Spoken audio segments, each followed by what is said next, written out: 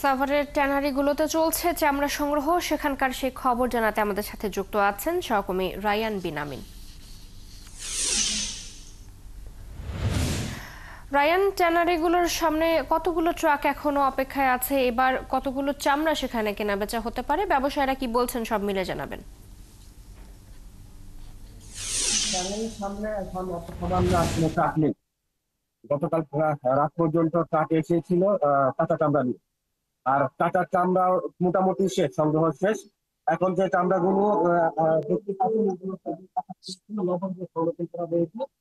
এর পরবর্তীতে যে চামড়াগুলো আসবে সবগুলো লবণযুক্ত চামড়া, ঢাকার আশপাশের জেলা সহ আহ, দেশের বিভিন্ন প্রান্ত থেকে।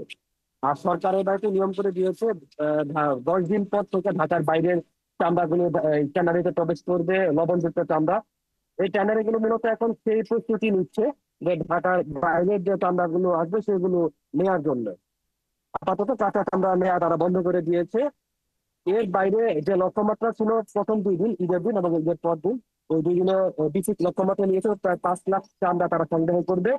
কিন্তু এই চামড়া তারা পুরোপুরি লক্ষ্যমাত্রা পূরণ করতে পারেনি। গতকাল রাত 11টা পর্যন্ত ডিসিকে দেওয়া তথ্য বলতে প্রায় 3.25 লাখ চামড়া, 3.5 লাখের বেশি চামড়া তারা সংগ্রহ করেছে। এখনো পর্যন্ত 2 লাখের মতো চামড়া ঘাটতি আছে। কৃষির এখন চিন্তা করছে যে ঢাকার বাইরে থেকে যে চামড়াগুলো আসবে, এই চামড়া দিয়ে তারা এই ঘাটতি মেটানোর চেষ্টা করবে। আর আরেকটা বিষয় যেটি বরাবরের মতো শোনা যাচ্ছে, চামড়ার দর পতন, এবারে ব্যাপক দর পতন হয়েছে। গতকালকে আমরা দেখেছি সময়ের সাথে সাথে কিন্তু চামড়ার দাম কমেছে। ঈদের দিন সন্ধ্যা পর্যন্ত যে চামড়ার দাম ছিল 700 থেকে 900 টাকা পর্যন্ত বিক্রি করতে পারছেন অর্থাৎ কোরিয়ারা বা মাদ্রাসা কর্তৃপক্ষ। গতকাল সকালে কিন্তু সেই চামড়া বিক্রি হয়েছে 350 থেকে 400 টাকা।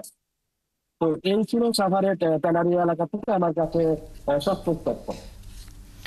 রায়ান, আপনাকে ধন্যবাদ। আমাদের সাথে সাভারের ট্যানারিগুলোতে চামড়া সংগ্রহের খবর জানাতে যুক্ত ছিলেন সহকর্মী রায়ান বিন আমিন।